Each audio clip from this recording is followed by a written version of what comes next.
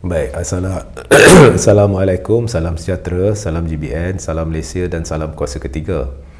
Jadi hari ini saya nak buat satu live ringkas bagi memberi kepada anda perkembangan terkini berhubung dengan isu majoriti, sokongan majoriti bagi membentuk kerajaan. Jadi di sini saya nak mulakan dengan memberitahu bahawa status quo berdasarkan pendedahan saya yang terdahulu kekal, iaitu Tan Sri Muhyiddin Yassin memiliki sokongan majoriti ahli-ahli parlimen secara sah dan apa orang kata dijangka akan membentuk kerajaan selepas selesai proses di Istana Negara bagi melantik Perdana Menteri baru dan sebagainya. Itu adalah jangkaannya sebab beliau memiliki sokongan majoriti selesa.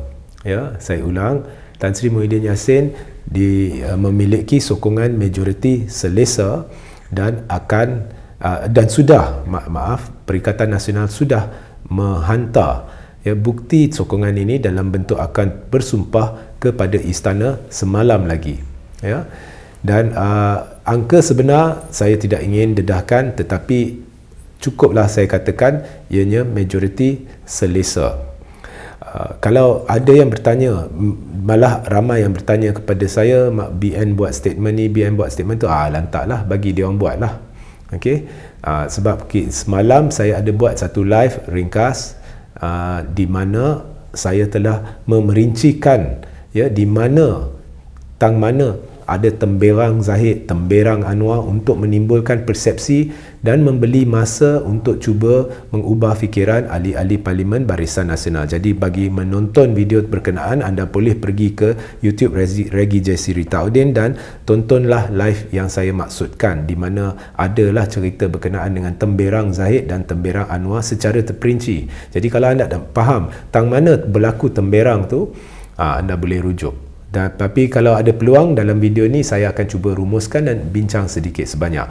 Okey, so Muhyiddin yang setakat saya faham sudah tunjukkan bukti sokongan majoriti sejak semalam lagi, dan saya nak beritahu majoriti dia selesa. Okey, dan seterusnya saya juga nak beritahu di sini bahawa apabila ada dakwaan daripada pihak BN, kononnya khususnya Zahid Hamidi, kononnya jika ahli-ahli parlimen Barisan Nasional menyokong Tan Sri Muhyiddin Yassin, mereka boleh hilang kerusi parlimen kerana melanggar dasar parti, dan selepas dipecat parti. Ini pun satu pembohongan. Dan bukan hanya telah saya jelaskannya dalam live saya semalam, anda juga boleh merujuk live saya bersama Muhammad Hanif Katri Abdullah, di mana bukti-bukti perundangan telah diberikan bagi menjelaskan kepada anda bahawasanya sekiranya ahli-ahli parlimen BN menyokong Muhyiddin, mereka tidak boleh dipecat atau tidak perlu dikosongkan kerusi parlimen. Kerusi mereka di Dewan Rakyat tidak terganggu-gugat, dan perkara ini difahami oleh Yang di-Pertuan Agong, difahami oleh ahli-ahli parlimen berkenan, dan sebenarnya difahami oleh Zahid. Cuma Zahid hendak menipu, dia hendak timbulkan persepsi. Okey. Jadi hari ini saya akan bacakan sedikit kenyataan yang telah saya buat, dan jadi lebih mudah saya bacakan kenyataan ini terus, jadi anda boleh mendengarnya dan cuba memahaminya, dan jika anda ada soalan anda boleh bertanya. Jadi selepas ataupun sebelum pilihan raya umum ke-15 atau PRU 15, terdapat satu sampel surat akuan bersumpah yang tular di media sosial, di mana Datuk Seri Dr. Ahmad Zahid Hamidi didakwa telah mendapatkan sokongan calon bertanding ataupun calon Barisan Nasional untuk dinamakan sebagai calon Perdana Menteri ke-10. Maknanya Zahid telah suruh atau didakwa suruh calon-calon ini tanda tangan surat akuan bersumpah bagi menyokong Zahid jadi Perdana Menteri. Surat akuan bersumpah itu didakwa disediakan oleh Zahid sendiri, dan menurut perkhabaran Zahid memanggil satu persatu bakal calon Barisan Nasional untuk menandatangani surat berkenaan sebagai syarat untuk meluluskan pencalonan mereka bagi bertanding di PRU 15. Bagaimanapun, Zahid menafikan kesahihan surat tu. Jadi kita tahu sebelum PRU 15 Zahid memang nafi. Namun dalam sidang media pagi Isnin, setelah Zahid dan kepimpinan Barisan Nasional mengadakan mesyuarat bersama Datuk Seri Anwar Ibrahim dan beberapa pemimpin Pakatan Harapan, Zahid mengaku kewujudan surat akuan bersumpah yang ditandatangani oleh calon-calon Barisan Nasional. Okey. Jadi ini menjadi nyata apabila Zahid berkata mana-mana perjanjian atau surat akuan bersumpah yang ditandatangani oleh ahli Parlimen Barisan Nasional bagi menyokong mana-mana calon Perdana Menteri selepas pilihan raya umum ke-15 adalah tidak sah. Maka Zahid sedang memberitahu kalau sekarang anda sokong siapa-siapa, ya, surat akuan bersumpah itu tidak sah kerana kita sudah ada surat akuan bersumpah sebelumnya. Menurut Zahid, setiap calon Barisan Nasional telah menandatangani satu surat akuan bersumpah dan sebarang surat akuan bersumpah baru yang ditandatangani kemudian bagi menyokong mana-mana calon Perdana Menteri melanggar apa yang terkandung dalam surat akuan bersumpah terdahulu dan menjadi tidak sah. Okey, pertama ya, bukankah ini pengakuan bahawa surat akuan bersumpah terdahulu yang dimaksudkan oleh Zahid berupa surat sokongan terhadap seorang individu spesifik sebagai calon Perdana Menteri? Jadi siapa individu itu? Setahu saya, tidak ada seorang pun calon Barisan Nasional yang menandatangani surat akuan bersumpah sebelum PRU 15 bagi menyokong sama ada Anwar atau Ismail Sabri sebagai Perdana Menteri. Jadi bukankah ini bermakna surat akuan bersumpah terdahulu yang dimaksudkan oleh Zahid berupa surat sokongan terhadap Zahid sendiri atau seorang individu selain Ismail Sabri dan Anwar sebagai calon Perdana Menteri? Jadi di sini sudah terang lagi bersuluh bahawa Zahid menipu sebelum PRU 15. Kononnya tidak wujud surat akuan bersumpah yang ditandatangani oleh calon Barisan Nasional yang bertanding.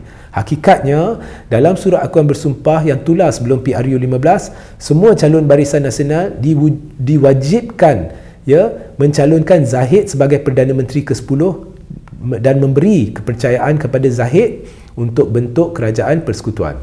Ini bermakna Zahid telah menipu bulat-bulat rakyat Malaysia dan Ismail Sabri berhubung calon pilihan Barisan Nasional bagi jawatan Perdana Menteri. Bukankah ini yang cuba saya sampaikan kepada anda selama ni? Okey. Hakikatnya, sesiapa sahaja boleh menandatangani surat akuan bersumpah baru bagi mengubah pendirian seseorang yang mungkin terkandung dalam surat akuan bersumpah terdahulu. Dan tidak ada sebarang peruntukan perundangan yang menyatakan bahawa jika anda tanda tangan satu surat akuan bersumpah dan kemudian membuat surat akuan bersumpah baru dengan pendirian yang berlainan, surat yang baru itu tidak sah. Ini tidak ada sebarang peruntukan perundangan, hanya Zahid sedang mencipta satu buku undang-undang Malaysia baru. Ya.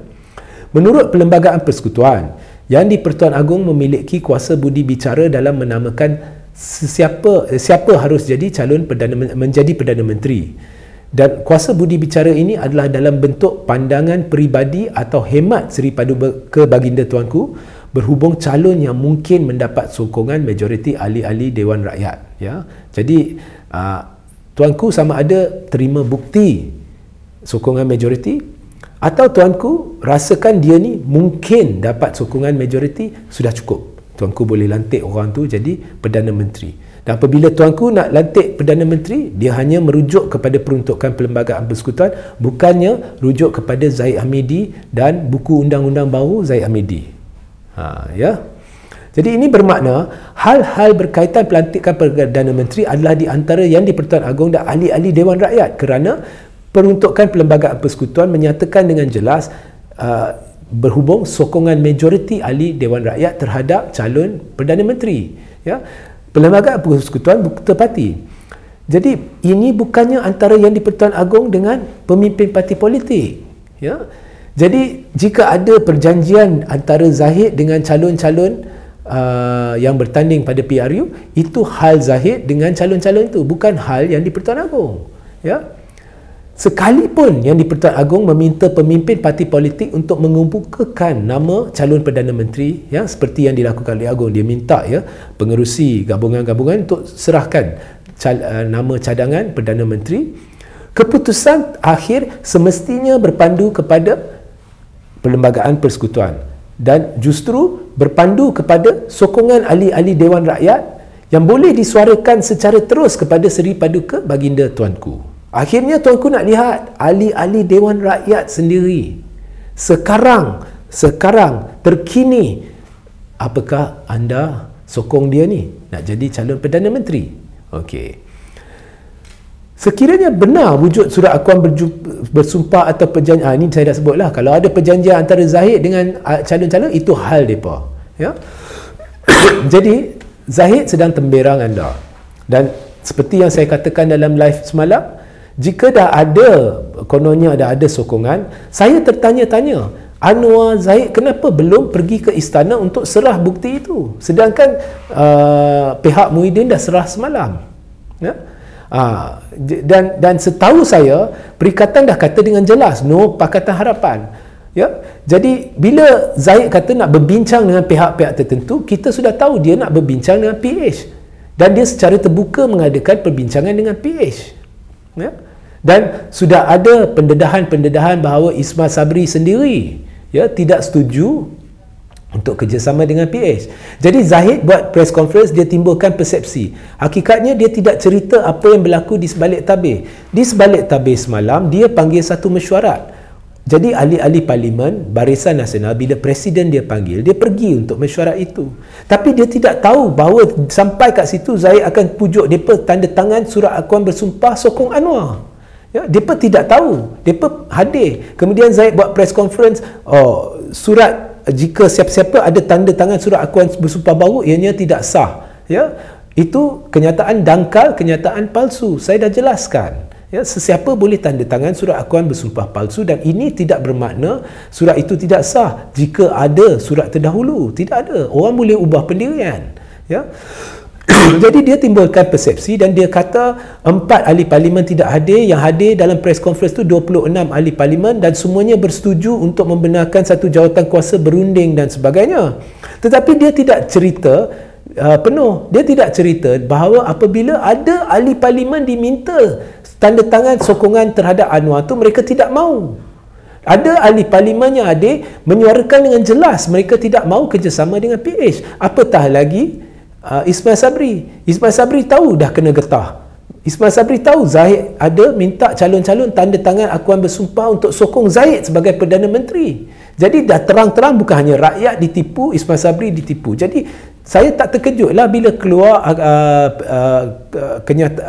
pendedahan bahawa Ismail Sabri tidak sokong PH. Ramai tidak sokong PH. Jadi mereka sokong apa? Di situlah Muhyiddin ada bukti akuan bersumpah dan telah diserahkan kepada istana. Jadi nasihat saya kepada Zahid dan ahli-ahli parlimen BN ni, berhentilah. Sudah-sudahlah dengan press conference dan sebagainya yang hanya membuang masa, mengelirukan media dan rakyat. Ya, you do not have the numbers, Zahid. Anwar does not have the numbers. Numbers ada dekat Tan Sri Muhyiddin Yassin. Dan seperkara lagi, jangan spin. Jangan spin kononnya parti yang mendapat jumlah kerusi terbanyak layak jadi Perdana Menteri. There is no such thing dalam Perlembagaan Persekutuan bertulis kita. Perlembagaan Persekutuan jelas bahawa babak Perdana Menteri ni kita jangan rujuk parti, kita rujuk siapakah ahli Dewan Rakyat yang mendapat sokongan majoriti. Ya. Jadi saya tak kisah parti menang berapa, tetapi selagi ada satu majoriti ahli-ahli Dewan Rakyat yang berkata saya sokong dia ni, itulah yang paling layak jadi Perdana Menteri.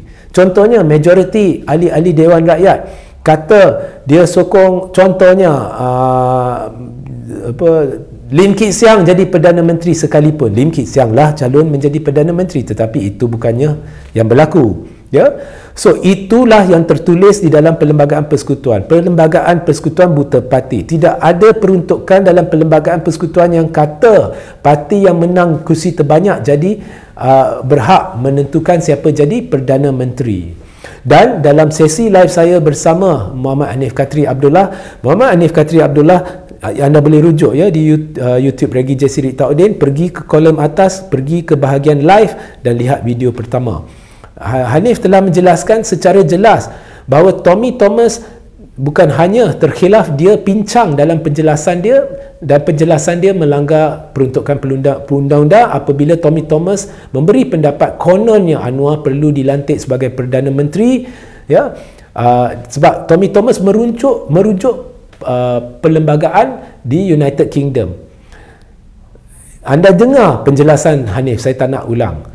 Nasihat saya kepada Tommy Thomas, kalau dah suka undang-undang luar negara dan nak rujuk undang-undang tersebut dan mengelirukan rakyat ya dengan penjelasan yang tidak tepat ni, lebih baik Tommy Thomas duduk di United Kingdom. Ya. Okey. Jadi jika anda ada soalan, anda boleh bertanya sekarang, tetapi sebelum ya.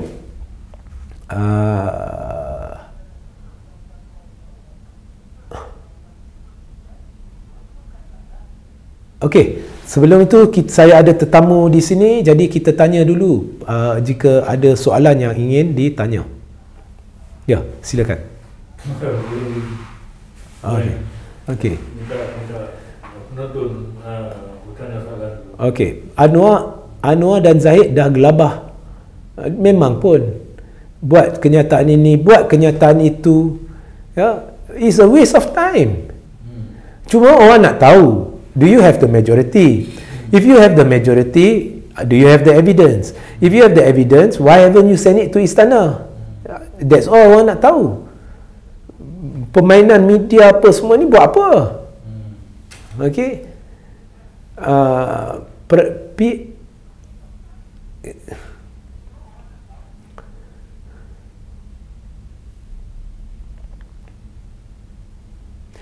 Perikatan dan Pakatan Memerintah Negara. No, itu bukan betul ya.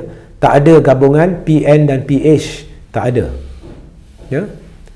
Boleh tak BN sahaja pembangkang? Boleh tak kerajaan adalah kerajaan minoriti? There is such a thing as kerajaan minoriti, tetapi kita tak payah bincang kerajaan minoriti sekiranya sudah ada majoriti sokongan. Ya.